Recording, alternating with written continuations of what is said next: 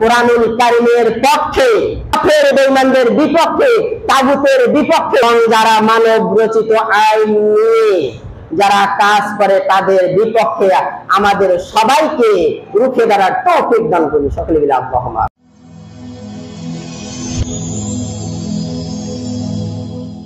আজকের খুতবার বিষয়বস্তু হচ্ছে, আপনাদের মধ্যে এমন একটা দল থাকা দরকার যে দলটি মানুষকে কল্যাণের দিকে আহ্বান করে। এই সম্পর্কে কিছু কথা আলোচনা করা হবে ইনশাআল্লাহ। তা আল্লাহ পাক রব্বুল আলামিন যেহেতু আমাদেরকে দুনিয়ার মধ্যে শ্রেষ্ঠত্ব দান করেছেন, আমাদের বিবেক জ্ঞান বুদ্ধি সম্পন্ন করে আল্লাহ পাক দুনিয়ার মধ্যে প্রেরণ করেছেন। যাদের বিবেক নাই, যাদের জ্ঞান নাই, তাদেরকে কি বলা হয় বলেন তো? তাদেরকে পাগল বলা হয়, তাই না? পাগলের উপর কিন্তু এটা ফরজ না। পাগলের উপর দল করা ফরজ নয়, কিন্তু যারা বিবেকবান, বিবেক সম্পন্ন ব্যক্তিত্ব যারা, আমরা আমাদের উপর আল্লাহ পাক রব্বুল আলামিন দল করা ফরজ, ফরজে আইন করে দিয়েছেন। সুবহানাল্লাহ। নামাজ পড়া যেমন ফরজ, হজ করা যেমন ফরজ, যাকাত দেওয়া যেমন ফরজ, রমজান মাসে রোজা থাকাও ফরজ, তাই না? ঠিক যেগুলো এগুলা ফরজ, তার থেকে ফরজের থেকে আরো বড় ফরজ করে দিয়েছেন আল্লাহ পাক রব্বুল আলামিন, যে এই কোরআনের দল করা, ঠিক কিনা? এখন অনেকে বলে কোরআনে কি রাজনীতি? এই কোরআনুল কারীমটাকে ইংরেজরা সমাধান দিয়েছেন যে the holy Quran is the complete code of life. এই পূর্ণাঙ্গ জীবন ব্যবস্থা এই কোরআনুল কারীম। এই কোরআনুল কারীমে আল্লাহ বলেছেন লিকুল্লি তিবিয়ানাস শাই, এমন কোনো কিছু নাই পৃথিবীর যে এই কোরআনুল কারীমে বাদ পড়ে গেছে। তাহলে রাজনীতি আছে না নাই? আচ্ছা বলেন তো, আমাদের বাংলাদেশের সর্বপ্রথম আমাদের বাংলাদেশে, অর্থাৎ বাংলাদেশ স্বাধীন হওয়ার পর থেকে অনেক আমরা দেখলাম না রাজনীতিবিদ? দেখি ভাই আমরা। সর্বপ্রথম কে? মরহুম শেখ মুজিবুর রহমান। উনি বাংলাদেশে রাজনীতিবিদ ছিলেন, ছিলেন কি ছিলেন না? উনি রাজনীতিবিদ ছিলেন। তারপরে এরশাদ চাচা, উনিও রাজনীতিবিদ ছিলেন, ছিলেন না? তারপরে আরো অনেকে, খালেদা, হাসিনা, এরা রাজনীতিবিদ, তাই না? বর্তমান প্রেক্ষাপটে যারা আছে অনেকে, এরাও রাজনীতিবিদ। এখন এরা যদি রাজনীতিবিদ হয়ে থাকে, মসজিদের ঘরে অনেকে বলে রাজনীতি করা যাবে না। এটা সম্পূর্ণ ভুল ধারণা, এটা সম্পূর্ণ ভুল ধারণা। আল্লাহ রাসূল সাল্লাল্লাহু আলাইহি ওয়াসাল্লাম সবচেয়ে বড় রাজনীতিবিদ ছিলেন, ছিলেন কি ছিলেন না? কথা বলেন, ছিলেন না?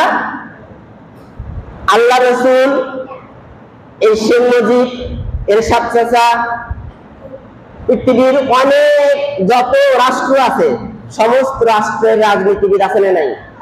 এদের থেকে আল্লাহ রাসূল কম না বেশি? কথা বলেন, বেশি। এদের তুলনায় কম নাই, এদের তুলনায় হচ্ছে বেশি। আল্লাহ রাসূলকে আমাদের ফলো করতে হবে, ঠিক কিনা?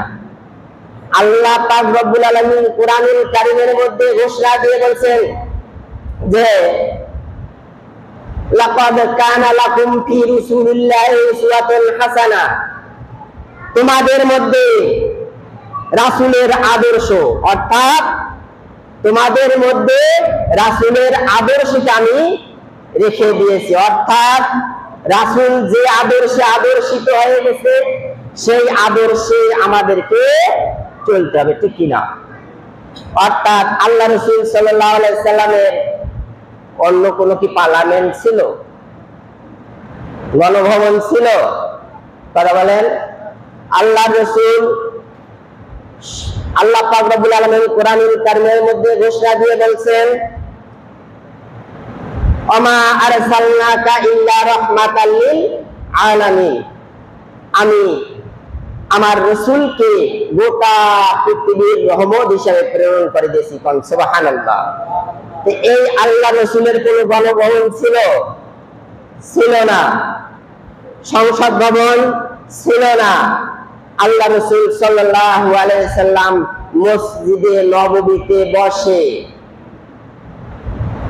আল্লাহ রাসূল সাল্লাল্লাহু আলাইহি সাল্লাম দেশ পরিচালনা করেছেন। কোন সুবহানাল্লাহ। অর্থাৎ মসজিদের মধ্যেই আছে সংসদ ভবন, মসজিদের মধ্যেই আছে গণভবন, মসজিদে সব কিছু। তবে হ্যাঁ, ওই যে দুনিয়াবি কথা আমরা লিখে দিই না, মসজিদের মধ্যে দুনিয়াবি কথা বলা নিষেধ, বলি না, লিখে দিই না, কিন্তু এটা একদম বানোয়াট এবং ভুল কথা। কোন কোরআন হাদিসে এই কথাটা নেই। এখানে হয়তো লিখে দিলে উপকৃত হবে যে এখানে কোন অশ্লীল বেহায়াপনা কথা চলবে না, এই কথাটা লিখে দিলে হয়তো মানুষ উপকৃত হবে। আর মসজিদের মধ্যে কৃষি থেকে শুরু, অর্থাৎ রান্নাঘর থেকে শুরু করে সংসদ ভবন পর্যন্ত এই কোরআনুল কারীমের কথা এই মসজিদের ঘরে হবে। কথা বলেন ঠিক কিনা?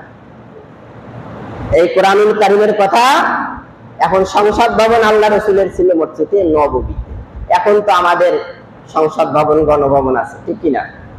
সেখানে বলা হয় আল্লাহ রাসূলের অন্য কোনো গণভবন সংসদ ভবন ছিল না, মসজিদে নববীতেই বসে সব কাজের ফায়সালা করে দিতেন।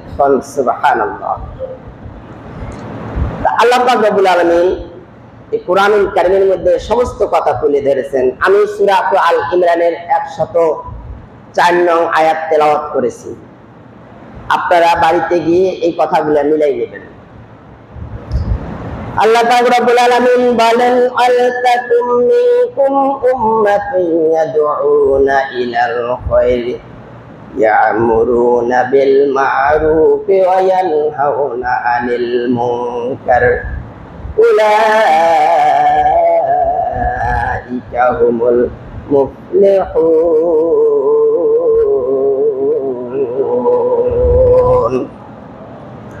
আল্লাহ পাক রব্বুল আলামিন ঘোষণা দিয়ে বলেন, ব্যক্তি কণ্ঠে ব্যর্থহীন কণ্ঠে ঘোষণা দিয়েছেন, ওয়ালতাকুম মিনকুম উম্মাতুন ইয়াদউনা ইলাল খায়র, তোমাদের মধ্যে এমন একটা দল থাকা দরকার যেই দলটা মানুষকে কল্যাণের দিকে আহ্বান করে। কোন সুবহানাল্লাহ। তাহলে দেখেন কার কথা? তাহলে আল্লাহ দল করতে বলছে, তো দল করতে বলছে, তো কে বলে দল করা যাবে না? আরে দল করা ফরজ, ফরজের থেকে বড় ফরজ। দল যদি না করতো, আল্লাহ রাসূল যদি দল না করতো, আজকে আমরা দুনিয়াতে টিকে থাকতে পারতাম না, ঠিক কিনা? বদর প্রান্তরে ওখানেই শেষ হয়ে যেত, তাই না? বদর প্রান্তরে মুসলমানের সংখ্যা ছিল 313 জন, আর কাফেরদের সংখ্যা ছিল 1000, ঠিক কিনা? তাহলে দেখেন আল্লাহ পাক রব্বুল আলামিন বলেন সূরা আনফালের মধ্যে আছে, যারা ঈমানদার হবে, যাদের ঈমান মজবুত থাকবে, আল্লাহ পাক রব্বুল আলামিন স্বীকৃতি দিয়েছেন, আমি একটা মুজাহিদের মধ্যে আমি 20 জন কাফেরদের শক্তি দান করেছি। সুবহানাল্লাহ। তা না হইলে বদর প্রান্তরে 313 জন 1000 কাফেরদেরকে পরাজিত করতে পারতো না। তাহলে দল করা ফরজ, ফরজের থেকে বড় ফরজ। একসাথে আল্লাহ রাসূল বদর প্রান্তরে 4 ওয়াক্ত নামাজ কাজা করেছেন। কয় ওয়াক্ত? কেন করেছেন? সাহাবারা বলতেছে, ইয়া রাসূলুল্লাহ, ইয়া হাবিবাল্লাহ, নামাজের সময় হয়ে গেছে, নামাজ আমরা পড়ে নেই, নামাজ আদায় করে নেই।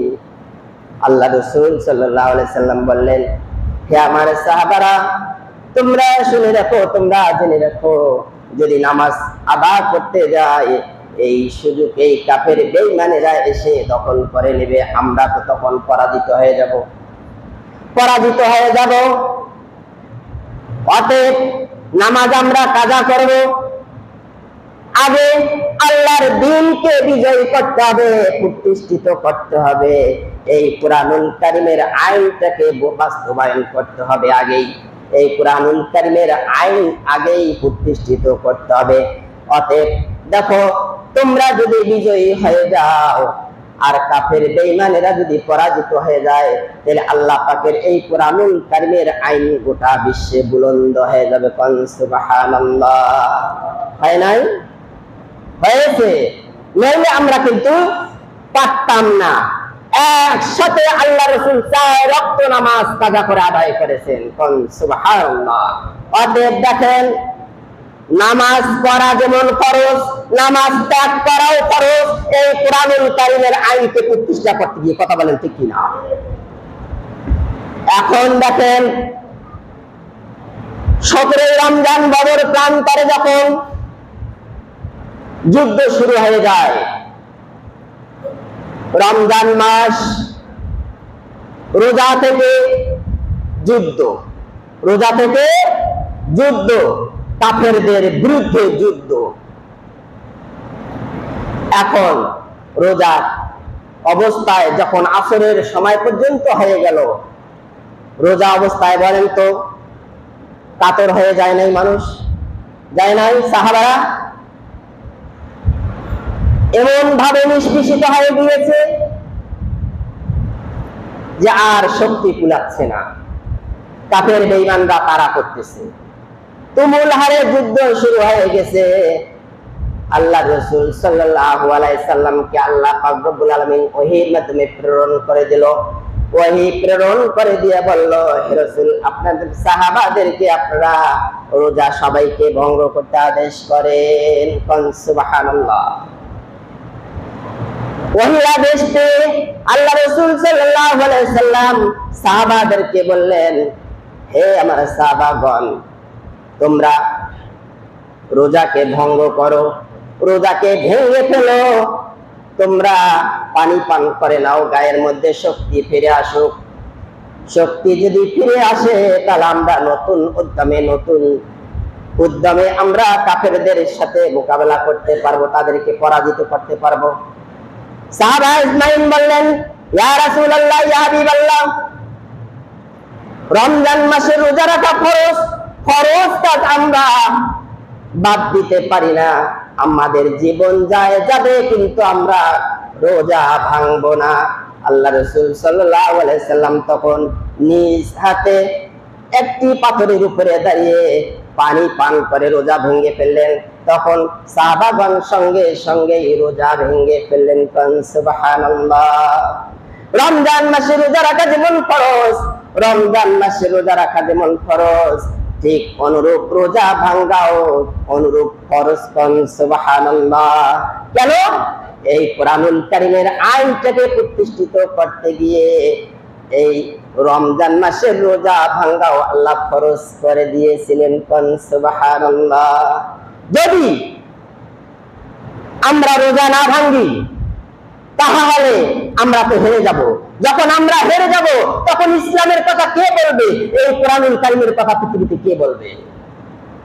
ঠিক কিনা কথা বলেন?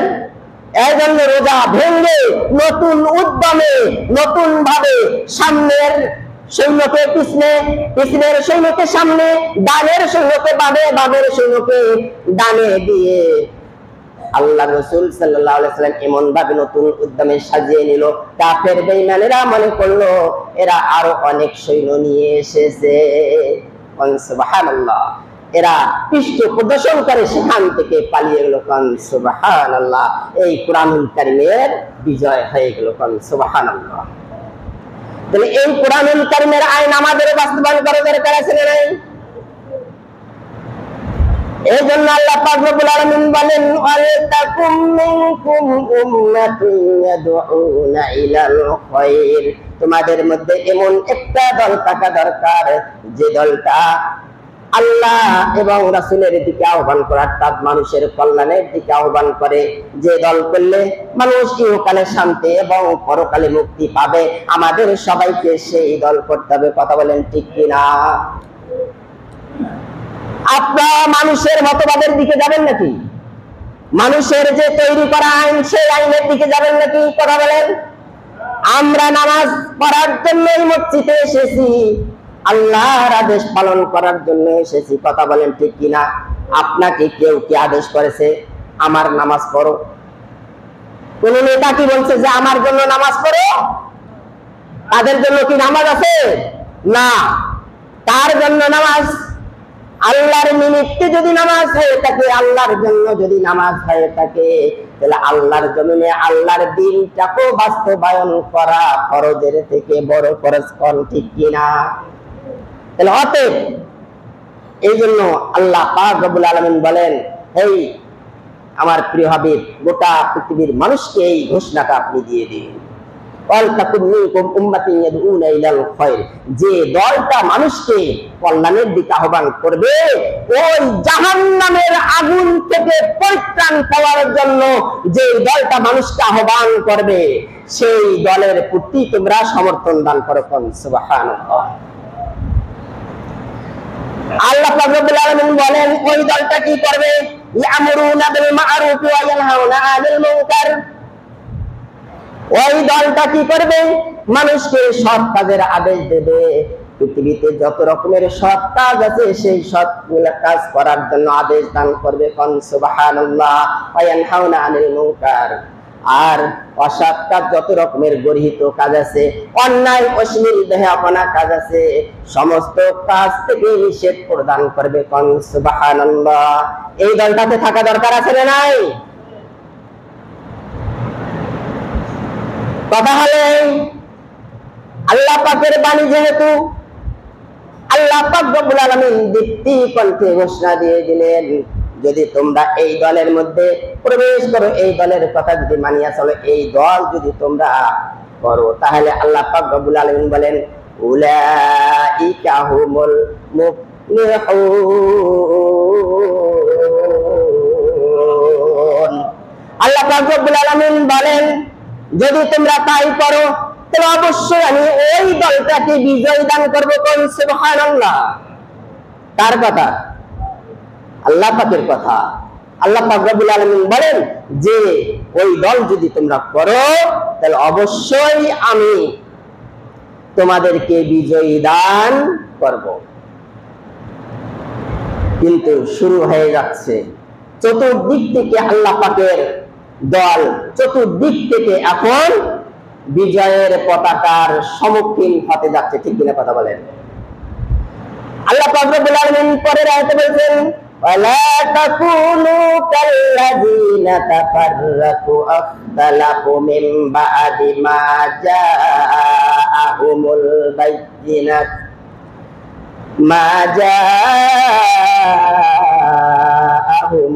বায়্যিনাত ওয়া উলাইকা লাহুম আযাবুন আযীম।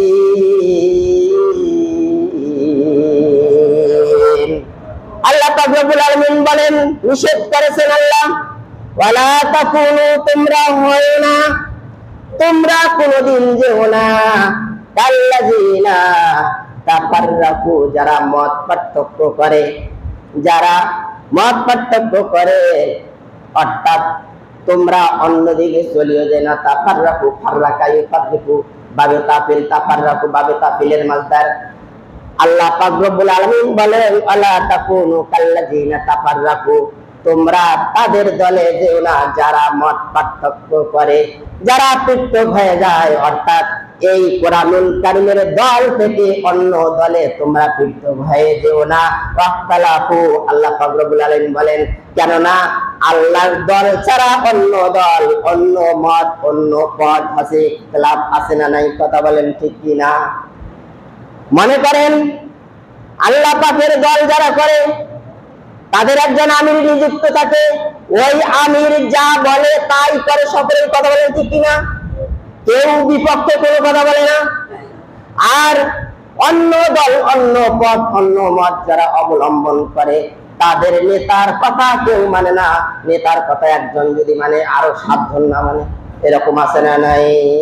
তার কথা, আল্লাহর কথা। আল্লাহ পাক রব্বুল আলামিন সূরা আল ইমরানের 105 নং আয়াতে এই ঘোষণা দিয়ে দিয়েছেন, ওয়ালা তাকুনু কাল্লাযিনা তাফাররাকু ওয়াখতালাফু, তোমরা তাদের দলে যেও না, কেননা তারা ইখতিলাফ করে, মত পার্থক্য করে। একজনের মতের সাথে আরেকজনের মতের কোনো মিল পাওয়া যায় না। যায় যায় যায় না। অতএব আল্লাহ বলছেন তোমরা তাদের দলে যেও না। আল্লাহ পাক রব্বুল আলামিন বলেন, মিন বাদি মা জাআতুমুল বায়িনাত, এই অকট্য প্রমাণ আসার পরে তোমরা কেউ যেও না। এই কথা আল্লাহ পাক রব্বুল আলামিন দীপ্তি কণ্ঠে বলে দিয়েছেন। দেওয়ার পরে আল্লাহ বলছেন, মা জা মিন বাদি মা জাআহুমুল বায়িনাত। বায়িনাত শব্দের অর্থ আছে অকট্য প্রমাণ, দলিল। এই দলিল আসার পরে তোমরা কেউ অন্য দল, অন্য মতে কেউ যেও না। অন্য দলে, অন্য পথে, অন্য মতে যাইতে আল্লাহ পাক নিষেধ করে দিয়েছেন।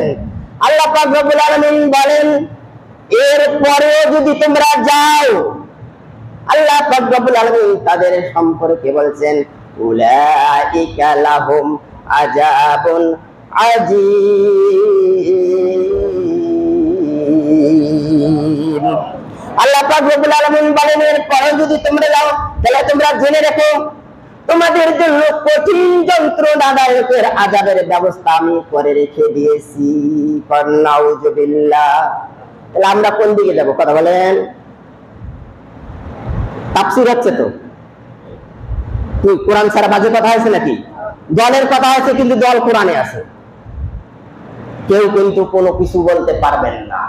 আল্লাহর কথা মসজিদে না বলবো তা কোথায় বলবো? কথা বলেন। আল্লাহর কথা, কোরআনুল কারীমের কথা মসজিদে যদি বলা না যায়, তাহলে কোথায় আমরা বলবো? মসজিদে আল্লাহর কথা বলতেই হবে। আমার অনুরোধ, এতদিন যারা অন্য পথে, অন্য মতে, অন্য দলে ছিলাম, আমি তাদেরকে উদাত্ত আহ্বান জানাই যে দেখেন, এই কথা আল্লাহ পাক রব্বুল আলামিন বলছেন যে এই অকট্য প্রমাণ আসার পরেও, এই কথাগুলা শোনার পরেও, জানার পরেও যদি তোমরা আমার দলে না আসো, আমার পথে না আসো, তাহলে অবশ্যই আমি তোমাদেরকে কঠিন যন্ত্রণাদায়কের আযাব, আমি শাস্তি দান করবো। নাউযুবিল্লাহ। আপনারা কি শাস্তি চান? কিয়ামতের মাঠে শাস্তি চান? কারা কারা শাস্তি চান? হাত তুলে দেখান। আলহামদুলিল্লাহ, কেউ শাস্তি চান না। তাহলে আমরা অবশ্যই এই কোরআনুল কারীমের দলে থাকবো ইনশাআল্লাহ। ঠিক কিনা? কথা বলেন। তাহলে এই কোরআনুল কারীম আমাদেরকে মানতে হবে। মসজিদে যেমন কোরআনুল কারীমকে আমরা মানতেছি, নামাজ পড়ার জন্য এসেছি, কোরআনুল কারীম দিয়ে নামাজ পড়বো। কোরআনুল কারীম দিয়ে নামাজ ছাড়া আমরা অন্য কোনো দিয়ে নামাজ পড়তে পারবো? কথা বলেন। কোরআনুল কারীমের সূরা ছাড়া অন্য কোন জিনিস দিয়ে, কবিতা দিয়ে, অন্য কোন বাক্য দিয়ে আমরা নামাজ পড়লে নামাজ হবে? হবে না। ঠিক আল্লাহ পাক রব্বুল আলামিন বলেন, মসজিদে যেমন নামাজের জন্য কোরআনুল কারীমের দরকার আছে, মসজিদ থেকে বাইরে গিয়ে কোরআনুল কারীমের দরকার আছে। আছে না নাই? তাহলে কোরআনুল কারীমের আইন আমাদের মানতে হবে। কোরআনুল কারীমের আইন আমাদেরকে রান্নাঘর থেকে রাষ্ট্রীয় জীবন পর্যন্ত আমাদেরকে মানতে হবে। কৃষি খামার থেকে শুরু করে, কৃষি কাজ থেকে শুরু করে আমাদের পার্লামেন্ট পর্যন্ত আমাদের এই কোরআনুল কারীম মানতে হবে। যদি আমরা না মানি, তাহলে আমাদের কি হবে? আল্লাহ পাক রব্বুল আলামিন বলেন, আমাদেরকে কাল কঠিন কিয়ামতের মাঠে আযাব দান করবেন। নাউযুবিল্লাহ। আল্লাহ পাক রব্বুল আলামিন বলেন, ইয়াউমা তাবিয়াদ্দু ওজুহাহুম ওয়া তাসাওয়াদু ওজুহুম ফাআম্মাল্লাযীনা ইসতাওয়াদ্দাত ওজুহুহুম আকফারতুম বা'দা ঈমানিকুম ফাযুকুল আযাবা বিমা কুনতুম তাযকুরুন। আল্লাহ পাক রব্বুল আলামিন বলেন সূরা আল ইমরানের 106 নং আয়াতে বলেন ইয়াউমা তাবিয়াদ্দু ওজুহুহুম, কাল কিয়ামতের মাঠে একটি দলের মুখমণ্ডল উজ্জ্বল হয়ে যাবে। কোন সুবহানাল্লাহ। যারা এই কুরআনুল কারীমের আইনকে যারা মানবে, কুরআনুল কারীমের আইনের প্রতি যারা শ্রদ্ধাশীল হবে, এই কুরআনুল কারীমের আইনের যারা দল করবে, আল্লাহ পাক রব্বুল আলামিন কাল কিয়ামতের মাঠে তাদের মুখমণ্ডলগুলোকে উজ্জ্বল করে দিবেন। কোন সুবহানাল্লাহ, সুবহানাল্লাহ, সুবহানাল্লাহ। আল্লাহ পাক রব্বুল আলামিন কিয়ামতের মাঠে এই কুরআনুল কারীমের যারা দল করবে তাদের মুখমণ্ডলগুলিকে আল্লাহ উজ্জ্বল করে দিবেন। কোন সুবহানাল্লাহ। ওয়াতাসাওয়াদু ওয়াজুহুম, আর অনেকের মুখমণ্ডলগুলা কালো বর্ণ হয়ে যাবে। যারা এই কুরআনুল কারীমের দল করবে না, যারা মানব রচিত আইনের মতবাদের দিকে চলবে, যারা মানুষের আইন নিয়ে চলবে, মানুষের আইন যারা তৈরি করবে, ওই তৈরি করা আইনের দিকে যারা দৌড় দিবে, ছুটতে থাকবে, আল্লাহ পাক রব্বুল আলামিন কাল কিয়ামতের মাঠে তাদের মুখমণ্ডলগুলোকে কালো বর্ণ করে দিবেন। নাউযুবিল্লাহ। তাহলে এটা দেখেন আপনারা কোন দলে থাকবেন, কোন দলে থাকবেন? কথা বলেন না কেন? আল্লাহ যেহেতু কুরআনুল কারীমে দিয়েছে, এই কথাগুলো বলতেই হবে।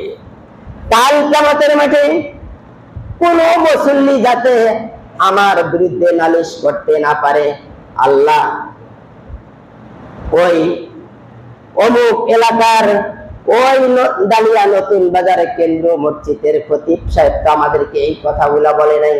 তাহলে আল্লাহ কাল কিয়ামতের মাঠে ওই নতুন বাজার দালিয়া নতুন বাজার কেন্দ্র মসজিদের খতিবের বিরুদ্ধে আল্লাহর কাছে মামলা দায়ের করতে যাতে না পারে। ঠিক কি না কথা বলেন? যখন তাদেরকে বলা হবে হে নতুন বাজার দালিয়া নতুন বাজার কেন্দ্র মসজিদের এলাকার যত মুসল্লি আছো, তোমাদের কাছে কি এই বার্তা আসে নাই যে আল্লাহর দলে শরীক হতে হবে, আল্লাহর দল করতে হবে? তোমাদের কি কানে আসে নাই? তখন তারা বলবে ক্বালু বালা ক্বাদ জাআনা নাযীর, অবশ্যই আমাদের কাছে এসেছিল, সতর্ক আমাদেরকে করে দিয়েছিল, আমাদেরকে সতর্ক করে দিয়েছে। ফাকাল্লাবনা ওয়া কুল্লা মা নাযালাল্লাহু মিন শাই।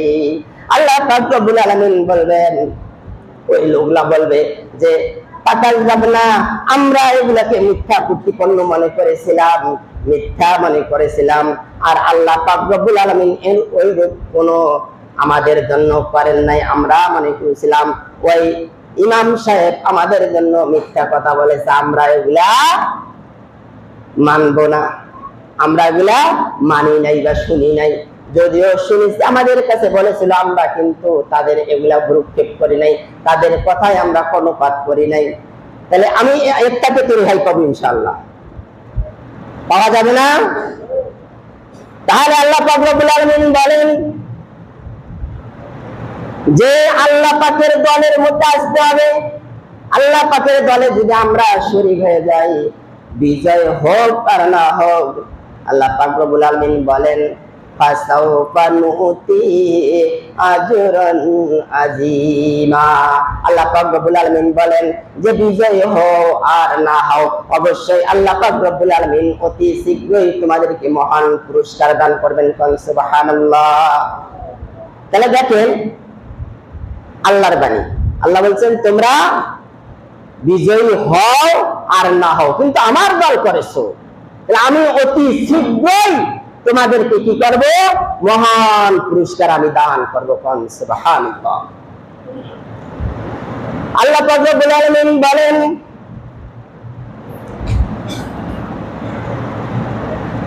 আকাফারতুম বা'দা ঈমানিকুম ফাযুকুল আযাবা বিমা কুনতুম তাকফুরুন। আল্লাহ পাক রব্বুল আলামিন বলছেন, এখানে আল্লাহ প্রশ্ন করেছেন, ইন্টারোগেটিভ সেন্টেন্স আল্লাহ ব্যবহার করেছেন, ইসতিফহাম ব্যবহার করেছেন। মানে কি কাফারতুম, তোমরা কি অস্বীকার করবে? এই কথাগুলো কি অস্বীকার করবে? বলেন তো, এই কথাগুলো আমরা অস্বীকার করতে পারবো? কুরআনুল কারীমের সূরা আল ইমরানের 104, 5, 6 আমি 3টা আয়াত তেলাওয়াত করলাম। এই 3টা আয়াতের আমি কথা বলতেছি, এখনো তো অন্য কোনো কথা বুঝাইতে পারি নাই। তা কথা হলো, আল্লাহ এখানে প্রশ্ন করলেন মানে কি কাফারতুম, তোমরা কি অস্বীকার করবে এই কথাগুলা? বাদা ঈমানিকুম, তোমাদের এই তোমরা ঈমান আনার পরে। আমরা যারা এখানে এসেছি, বলেন তো, আমরা আল্লাহর প্রতি ঈমান যদি না আনতাম তাহলে কি মসজিদে নামাজ পড়তে আসতাম? কথা বলেন। আল্লাহ এই জন্য বলছেন যে তোমরা ঈমান আনার পরে কি তোমরা এটাকে অস্বীকার করতে পারবে?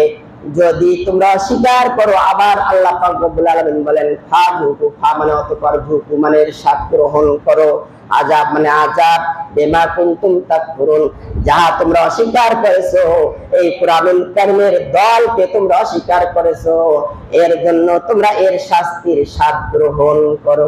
নাউযু বিল্লাহ। তাহলে দেখেন, আমাদের উচিত যে আমরা এখন কি করব? কুরআনুল কারীমের পক্ষে থাকবো না বিপক্ষে থাকবো? তা আমরা, আল্লাহ পাক রব্বুল আলামিন আমাদের সবাইকে কুরআনুল কারীমের পক্ষে, কাফের বেঈমানদের বিপক্ষে, তাগুতের বিপক্ষে, এবং যারা মানব রচিত আইন নিয়ে যারা কাজ করে তাদের বিপক্ষে আমাদের সবাইকে রুখে দাঁড়ার তৌফিক দান করুন। সকলে মিলে আল্লাহুম্মা আমিন। এবং আল্লাহ পাকের কুরআনুল কারীমের দলে আমাদেরকে সবাইকে থাকার তৌফিক দান করুন। সকলে মিলে আল্লাহুম্মা আমিন।